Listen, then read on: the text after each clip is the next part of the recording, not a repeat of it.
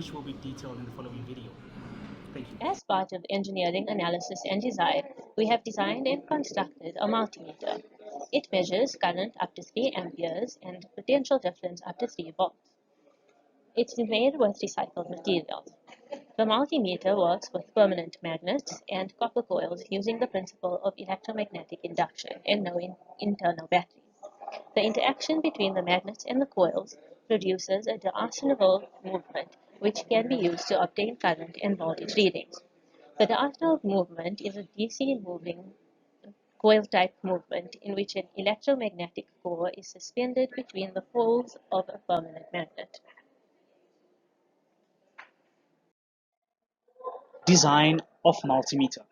In the final design, the magnets are supported by a straw and wire, which allows for the free movement of the magnets. The 0.9 mm coil is wrapped around the 0.16 mm coil.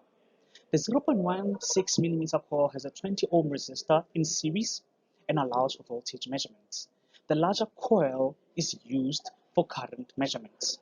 The solution was best out of all the designs, as the magnets moved only when a current was supplied to the coils and returned to its initial position with the help or with the aid of the force of gravity.